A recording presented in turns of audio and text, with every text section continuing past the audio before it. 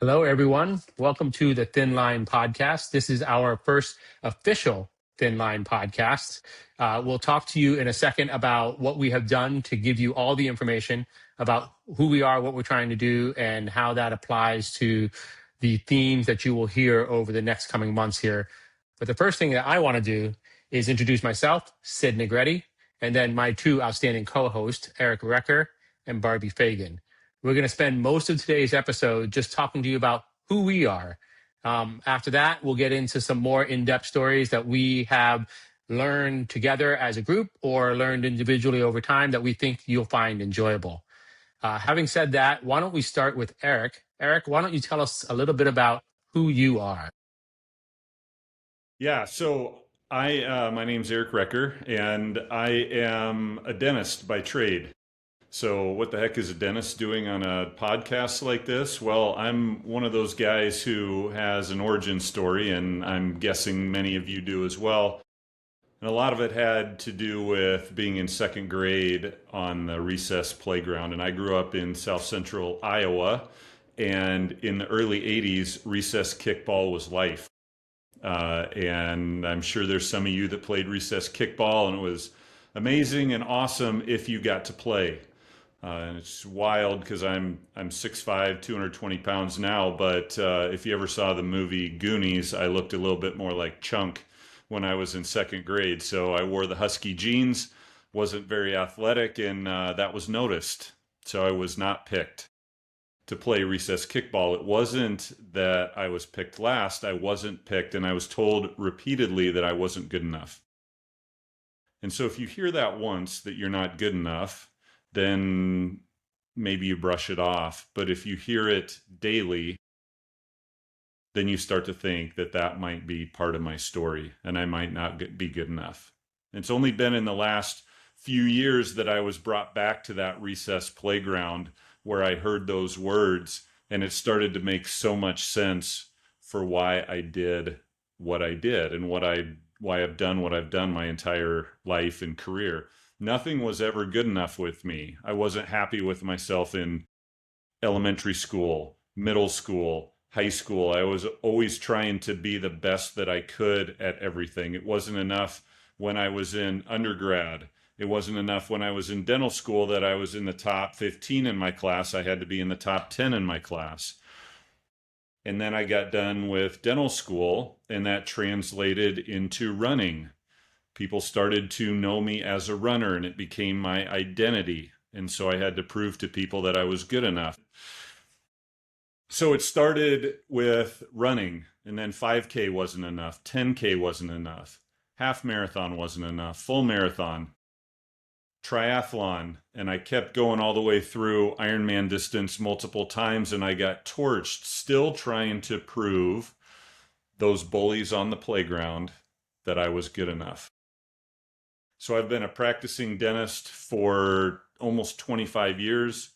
I have a team of 18 right now, and I struggled with burnout.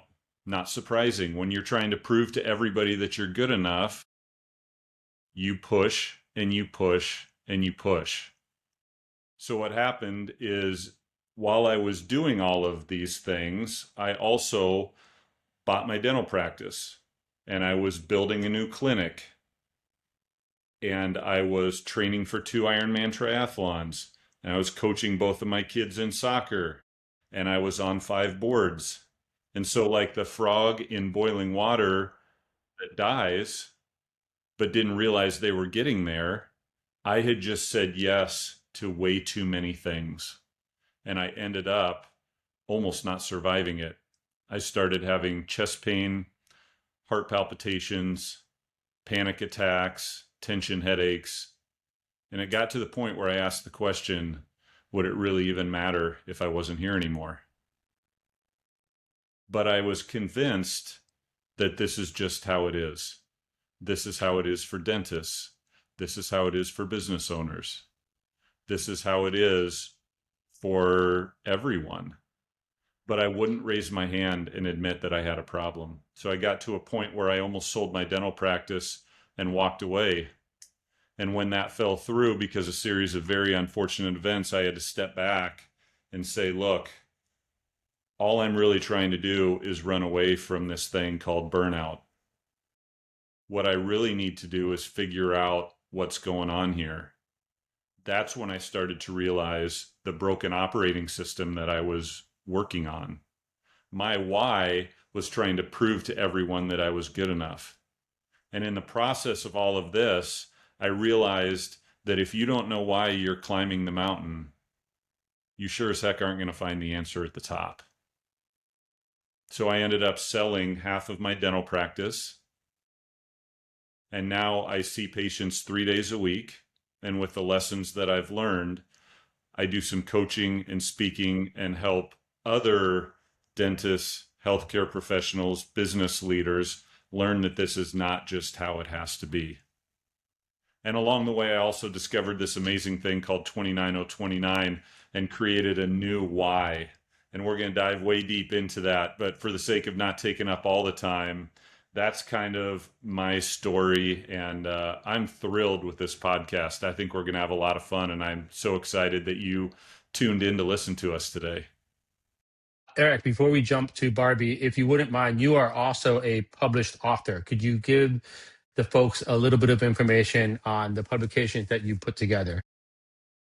Yeah, so I've written 2 books. The first one is called The False Sense of Urgency and How to Win the Now.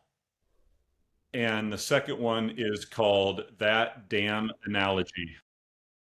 And so basically, my core concept that I teach on is win the now. Because what happens is we are either stuck in the past or worried about the future. And it's where we spend most of our time. And we miss what is most important. And that's the moment right in front of us, the now. So we want to move from being people who are focused on losses, bad things that have happened, bad things that are going to happen, and get back into the present moment, because that's where the magic is, and that's where we can find wins. Perfect. And Barbee Fagan, you are also one of our esteemed co-hosts here. You've got an equally interesting and exciting background. Why don't you tell the folks a little bit about who you are, your background, and your focus areas? Thank you, Sid and Eric. I wrote down in quotes, "This is how it is," because the story we tell ourselves, we have control over that story, right? So I wrote that, and I wrote "Win the Now" because those are two things that resonate with me, and I could listen to you talk all day long. So I'm Barbee Fagan, and I don't have the same origin story as Eric. I did get picked for the kickball teams or the whatever I was, but I came from an era where girls in sports, it just wasn't something that happened. So I wanted to be in sports. I wanted to participate. I had an aunt who was a gym teacher at the local school who was my hero. You know, she came up, you think about, she's my great aunt. So she came up even prior to women being allowed to like participate in these type of things. So she was the gym teacher, and I admired her, and I wanted to be just like her, except she golfed, and I don't like golf too much. But it was that drive of seeing her do something that was really out of the norm. You know, in the 70s, I think it was, I'm not sure when Title IX became a law, but women weren't allowed to do certain things. So I wanted to play baseball. So I hung out with the boys and tried to play on the Little League team as much as I could. And then, you know, somebody asked me recently, "Have you always been like this?" And I thought, yeah, I think I have. And I really unwound the tape back to when I was 13 years old in 8th grade, and I had written a poem. And I could probably paraphrase the poem, but I actually think I could read it because I have a copy of it right here. It says, "I'm the one who wants to swim the fastest. I'm the one who wants to score big every single game. And I'm the one who wants to hit a home run every time I'm up to bat. But in reality, I'm the one who doesn't swim the best. I'm the one who will be lucky if I score. And I'm the one who will strike out at the plate." That is something that everyone can understand. I'm also the one who gives 100% all the time. I who tries at all costs. an I who doesn't mind being second or last. I will always try. Someday I may not be last, but first, not the follower, but the leader, not the underdog, but the favorite. And if not, still I will always try. And I wrote that when I was 13 years old. And so what was it in my head that was driving me to take risks, to want to play baseball with the boys, who wanted to go down the road of like physical education, all the things that really weren't traditional women type activities. And I had this drive, and I'm going to just give that respect to my aunt because she fueled the fire. And then just throughout my career, I went into school to be a health and physical education teacher because I wanted to help others do those type of things that I enjoyed doing. And then that turned into wanting to go into cardiac rehabilitation, where now I'm helping patients who've, sometimes they've made mistakes, and lived unhealthy lifestyles that got them there. Sometimes it was just the luck of the draw. But every time I got to work with a patient, they came out better and stronger every single time for having had heart attack or bypass surgery. That movement was the foundation for all the things that we can accomplish in life, whether it's 29029, climbing mountains, running 5Ks, or simply moving to be healthy. Movement became my foundation. And then what happened, and it's all the fault of my patients.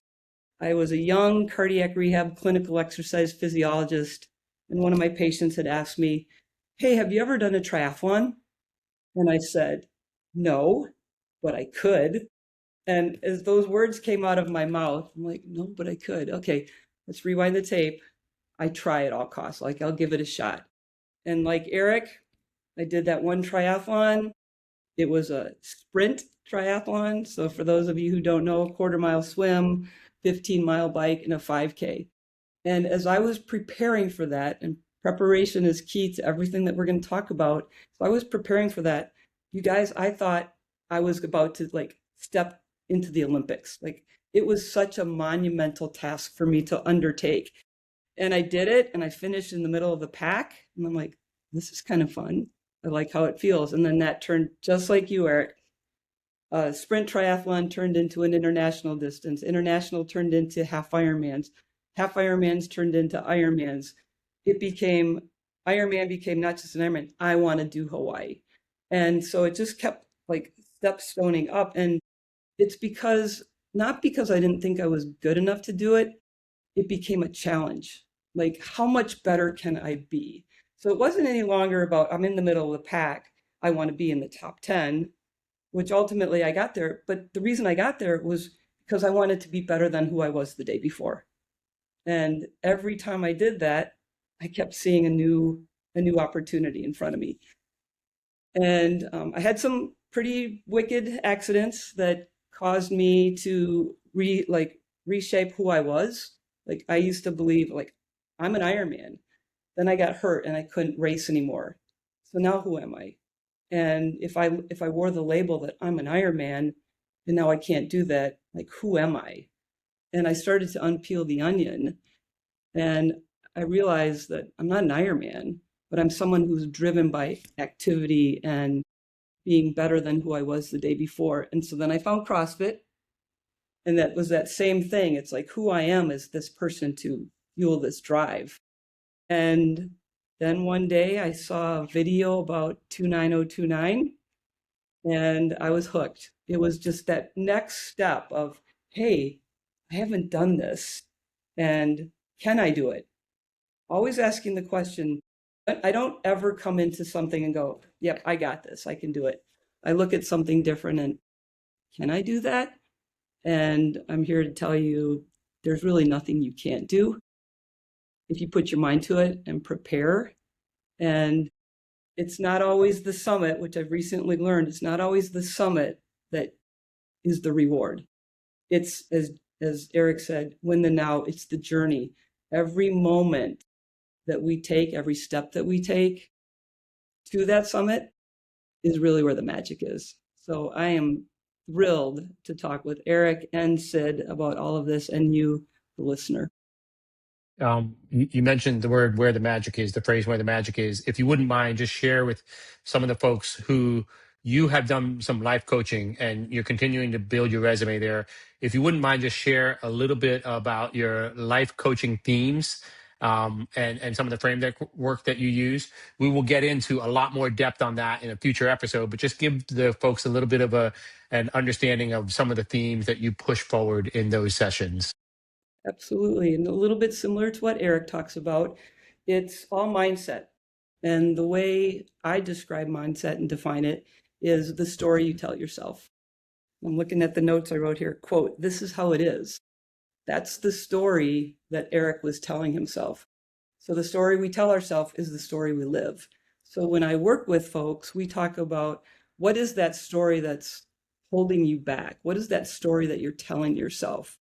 And stories are made up of words. And I like to use the phrase abracadabra, which for those of you who don't know, it's not magic, it is magic. But if you look at the origin of the word, it's with my words I create, and with my words I influence. So the story we tell ourselves are made up of words, and words matter. Words matter, words matter, words matter. And you'll hear me say something, and if I don't like the way I said it, I'll stop, I'll rewind the tape, and I'll restate it. So for example, when I was working to do 29029, that was so much about the journey and every single moment. And so I learned how to use my words instead of saying, "I can't wait to get to the top." It was, "I will be excited to get to the top." Because when you say, "I can't wait," you're not winning the now, right, Eric? You're past that. I can't wait to be up here, but where are you? Be where your feet are, right? And so mindset work is all about the story you tell yourself and the words that you use. And I know, Sid, we can talk a lot more about that at another time. Yes, absolutely. All right, closing us out. My name is Sidd Negretti. Similar to Barbee and Eric, I have a high proclivity for adventure. It hasn't always been that way, but it's definitely something that motivates me now at this stage of my life. I had a pretty unusual childhood, and I will be very honest on this. Who I am now is almost a complete 180 reflection of who I was as a child. For example, I grew up, and my first couple years of life, I actually lived on a school bus with my hippie parents. My name, Sid, is actually short for Siddhartha, which is the name of the Buddha that my hippie parents gave me. On that school bus, we moved from California to Marshall, Arkansas, to New York, all the way back to Phoenix, Arizona. And then in my early childhood years of going to school, my mom decided that she wanted to teach me at home for fourth grade and parts of sixth grade until my parents unfortunately got divorced. And so, all of that created, Eric talks about his origin story and his upbringing. It created a need for me to have a deep sense of community, right? And people around me that accepted me and I could participate in groups with them. And I will say, it hasn't always been an easy journey, but there are people in my life, and you two are among them, that have made that journey easier. One example of that is my wife, Rachel. I've been married 14 years. And we have had, like any other marriage in the world, we've had our ups and our downs, but we have two beautiful kids that are off to college right now, and they're doing great for themselves. I've also spent years as a corporate mid-level executive in several different parts of the country in the broadband and telecom industry. And in those steps with my wife, with my kids, with my job, it's always been about searching for those community connections. And it's really interesting because I get a lot of feedback from people that says, that's actually what you're best at. And so clearly I have been spending a lot of time trying to build that, and the rewards are showing. I will say that, again, the roads aren't always so easy. In junior high school, I met what I would call lifelong friends. So a couple of my lifelong friends that I met then have stayed with me through, not only high school, but even though we went to different colleges and then different places in our adult lives and different professions and jobs. we've tried to stay connected. As a connected group, we try to come together once or twice a year and take on some adventure or some challenge. The first marathon I ever ran was with one of these guys. Then we got several others to join with us. When I did 29029 in 2024 with Barbee, where I met Barbee, we did it in Jackson Hole, Wyoming. Two of those guys came with us. When I did my first Kyle Pease Foundation public half marathon event in 2025, it was actually all of us came together and we pushed one of one of my friend's older brothers who has cerebral palsy. And so we have always tried to do adventures together. Now that I'm over 50 years old, it's amazing to think about when we met in junior high. These are adventures that connect us and keep us moving forward. I'm actually business partners with these guys as well. And so there's a deep sense of community with those guys. I have a deep sense of community with my family. I have a deep sense of community with people like you. I have a deep sense of community with 29029. And I'm also an ambassador for the Kyle Pease Foundation, where I have an equally deep sense of community, not only with that foundation, but with the inclusive employees and the athletes that foundation is built to support. But again, having said all of that, there's an origin story, and not only that really colorful upbringing, but that colorful upbringing had its ups and downs. I grew up in a very small town outside of Phoenix, Arizona, where anything not normal was very abnormal. And so it was always a struggle, even in class, introducing myself to people, because I had this long multisyllabic first and last name. You put those together on a roll sheet, and it was really hard for the teachers, let alone anyone in class, to pronounce it and then identify me as a friend or a compadre. I will say even beyond that, once my parents did get divorced, somewhere around junior high school, my mom was forced to go back into the workplace, and she was more or less starting her career over at that point in time. So as anyone knows, when you start the career over, you start from the bottom and you work your way back up to the top. And that bottom came with definitely some bottom level moments. And I remember one of them pretty clearly. And it was when we went to, we actually didn't have enough money to pay for our normal food and groceries as we were getting before my parents got divorced. And so we went to the aid assisted lunch line over the summer at the high school in order to eat lunch that day. And they were giving out ham and cheese sandwiches. Now, another thing about me and my colorful past is I'm a vegetarian. And so we went and we all, my mom and my younger brother and younger sister got the ham and cheese sandwiches. We peeled off the ham, we put ketchup on the cheese sandwiches, and that's what we ate that day. And so I don't say that story to have anyone feel any pity for me. I say that story to say I'm so fortunate and I'm so grateful for where I've come from to where I am now. And many, many people probably aspire for many, many things in their lives, and I wish them all well. But I'm fortunate and appreciative of each and every day that I get to live the life that I live, that I get to put my kids through college, and I get to celebrate moments, on mountains and in marathons and Ironmans and so forth with people like you. And so that's been a blessing in itself. That's a little bit about my story. There is a ton of storytelling that we want to do for you. We know that we could sit here. We literally were talking just before this podcast how we could sit here for 10 hours and tell you these stories, but we know that's a lot to sit through in one sitting. So we're going to break these things up for you. We're going to come back through and explore each person's themes, ideas. We're going to talk a lot more about 29029. We're going to talk about what those lessons have been that we've learned from the mountain, how we take them off the mountain, how we apply them, and how we're learning them each and every day. Barbee herself just went through a challenge where she tested a lot of those learnings and had to come out on the other side with a thought process on that. And so we're going to get into all of that here on the Thin Line podcast. With that said, let us let you go for today, and then we will get back on with you guys soon so we can tell you more stories.